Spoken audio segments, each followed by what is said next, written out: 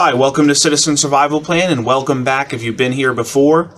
A lot of my videos, especially the radio ones, are always geared toward why I like GMRS. So in today's video, I'm going to do something a little bit different, and I have nothing but complaints.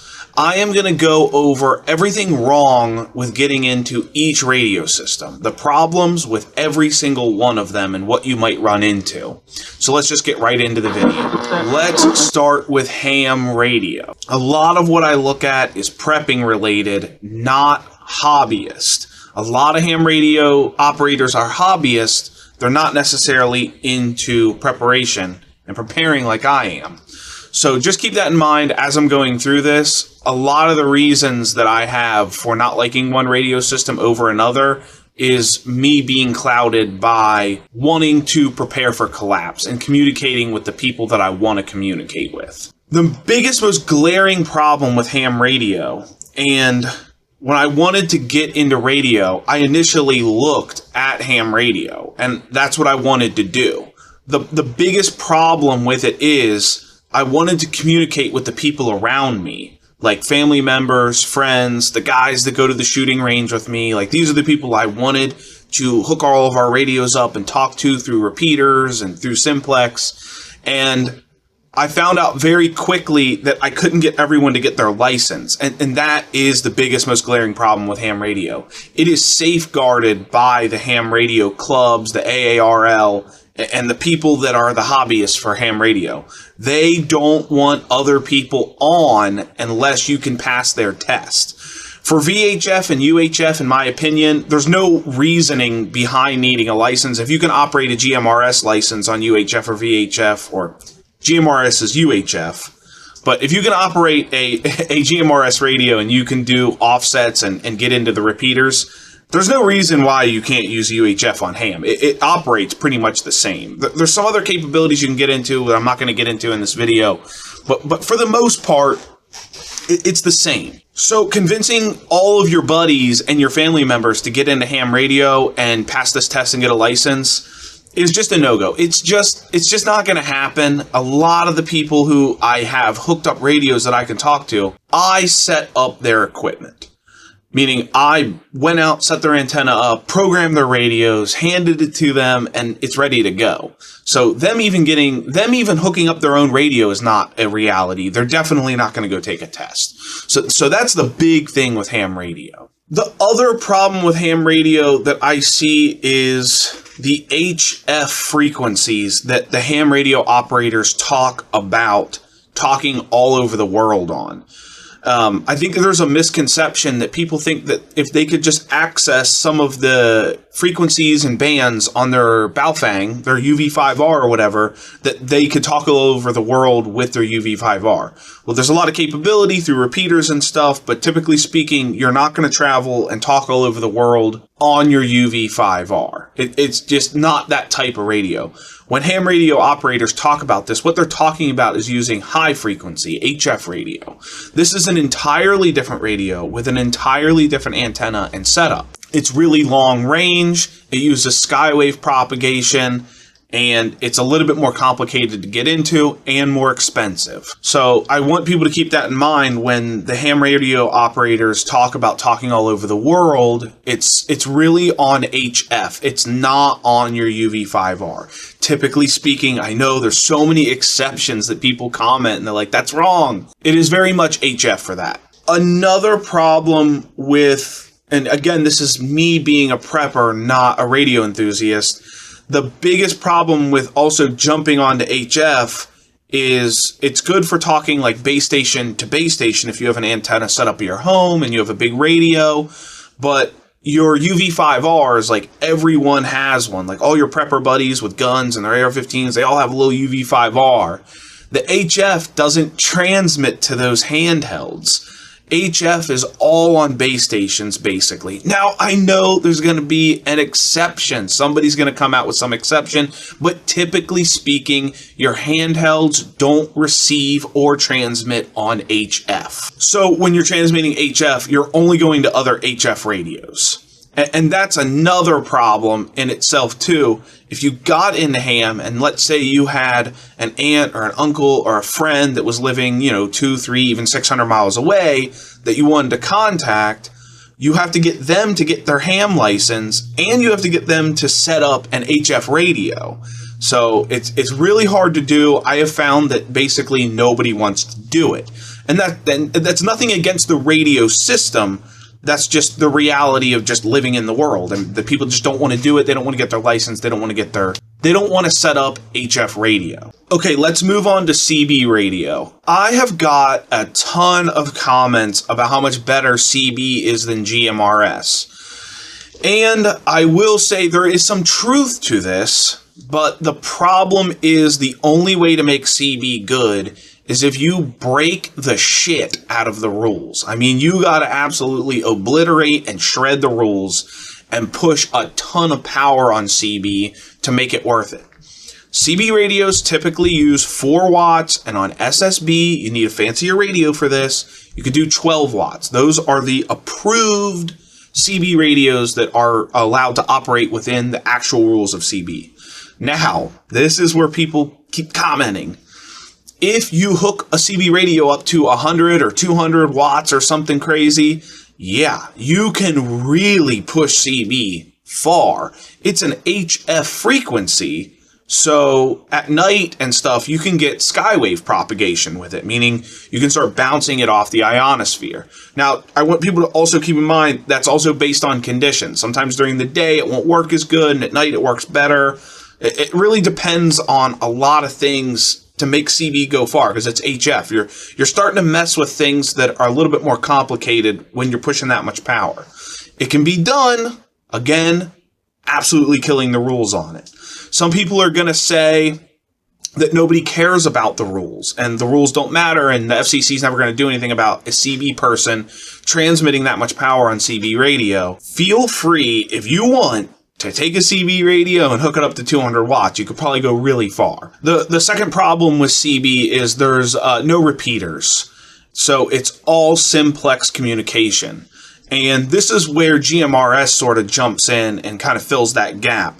You can take a GMRS radio with a handheld, like a 5-watt handheld, and if you can connect to a 50-watt repeater on top of a mountain, well, you just gave yourself like 50 or 70 miles of range on 5 watts, basically. So it is something to think about. And I want to make a really quick note about this, too, while I'm on it. I try not to veer off too much in my videos, but I have to. People keep commenting that the repeaters will be down in an emergency. And I do agree with this somewhat to a degree. Now, a lot of the repeaters that I use in my area, at least the ones I talk to, I've emailed with the owners of the repeaters. They are on backup power. They have solar and some other stuff. They have battery packs and solar, so they will run on backup power. Now, I know EMP. Yeah, an EMP would wipe them out. So there you go. We know. So you would be down to simplex on your GMRS. You could still run 50 watts of simplex power, so around town, you're still going to do really good. So just keep that in mind. There's no repeaters on CB, so that's a con. I'm really veering off here. The third problem with CB, and this is just sort of my thing, it's not UHF or VHF. It's an HF band that you're trying to do local communications with, because that's, as preppers, that's what we're worried about. We want to talk around, that 1 to 30 mile or whatever. And because it's an HF band, the meter's longer, the wavelength is longer. So it's not typically good for local communications unless you can get a nice big tall antenna on your house and broadcast that big signal out.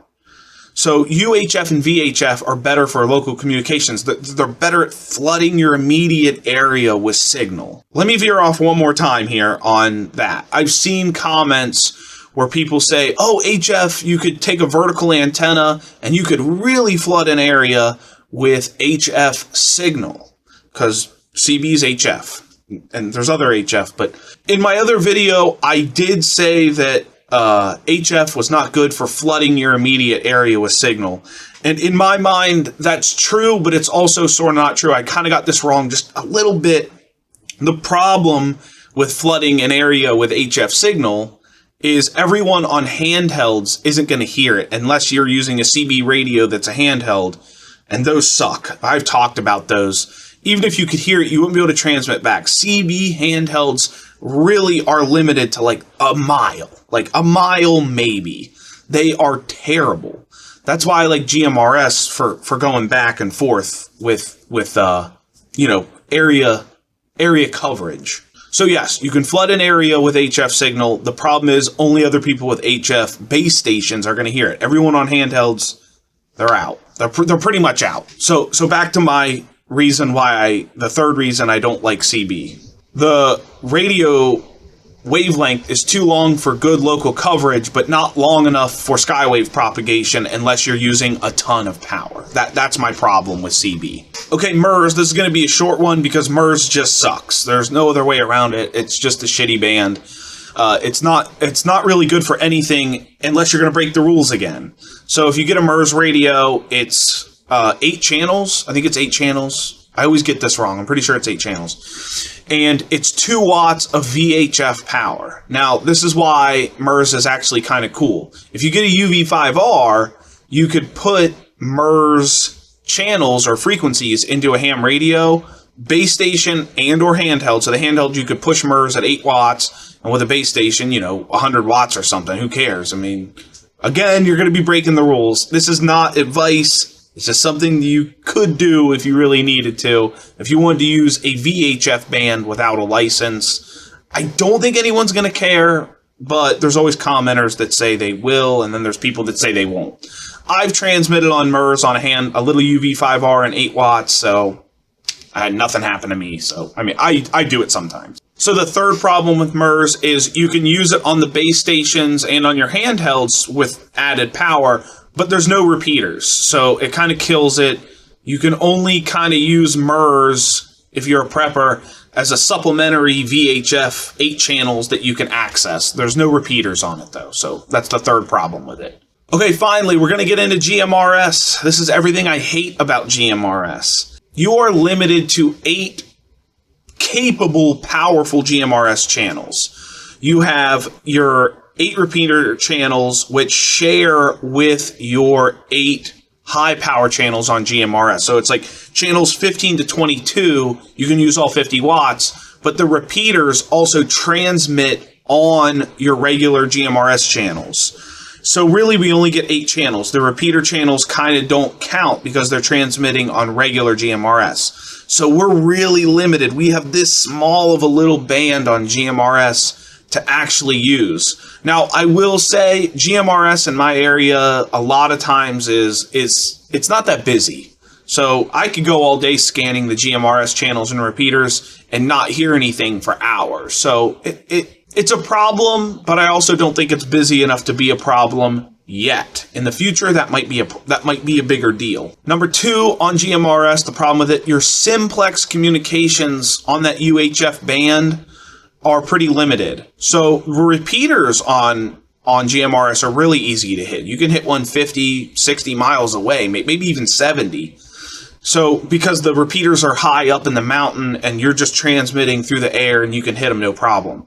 The problem with transmitting simplex with the UHF band is it's got to go from your house to another house. So you got to have a real tall antenna and you got to have nothing in your way when you do it, because the band, it's okay going through stuff, buildings and windows and just things in your way through a town. It's good at flooding an area and really getting through things. But there's always something that stops it eventually as it pushes through everything. So really, even with a good antenna setup and a really, really good 50-watt radio, your simplex communication's probably going to be about 30 miles at the maximum. Now, keep in mind, 30 miles is not road driving miles, because radios don't care about roads. They go over everything. So if someone's 30 miles away from you, they're probably only 10 or 15 miles actually away from you, like on Google Maps. So just keep that in mind. Things, when you get into radio, end up being closer than you think because you're not driving there. The radio is just going over everything. The third problem with GMRS is you still need a license for it. This is aggravating. I don't think you should have to get one. But to use the public repeaters, at least, you're going to need a license. Navigating the FCC's website is annoying, and you have to go to different pages to pay and sign up. And you need an FRN number, which is on a different website. So it's just kind of annoying. I just did it again because I was working with someone to get their GMRS license. I forgot how complicated it actually was. Someone's going to say it's easy. It's annoying. I hate those websites. This is sort of a pro and a con. Some people are going to think it's a con, and some people are going to think it's a pro.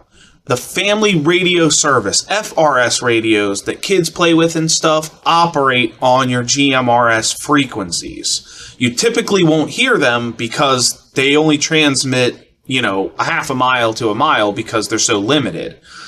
But you can hear sometimes like road crews and stuff using GMRS or FRS, the people that direct traffic when there's construction, the stop and slow sign. You'll hear some of that on GMRS because it's transmitting on FRS. So that's kind of a con, but in SHTF, you're probably not going to hear any of that. But you're also going to hear everyone who's trying to communicate on their FRS radios that they've dug up. So you might hear some weird kind of information from the general public on your GMRS radio, listening around town and what people are doing and what they're saying. So it's kind of a pro and it's kind of a con. I'm going to do a little segment on this is kind of a con, but it's not one that I necessarily care about. But there's no repeater linking with GMRS. They don't let you do that. I've heard so much chatter about they might not, they banned it. I don't know. This is not something I care about, though, and it's when a repeater is connected to another repeater via the internet. So, like, if you have one repeater in one town and you have another repeater way outside of that repeater's range, you can link it through the internet, and it would say the same thing. It would have the same transmissions through the internet through the other repeater. And I don't care about that because if the internet goes down, that's not going to work anymore. Somebody can comment how they might get that to work or something. From my understanding, though, if the internet goes down, that linking is dead. So I don't really care about it. You're going to get what you get with your range from the repeaters that are currently in existence. This video was just for fun. It's not to hate on anyone's radio system. I know some people, they get like defensive about what they're using. And in my opinion, the radio stuff is just a tool for me. And I picked the one that I wanted to use that would match me the best.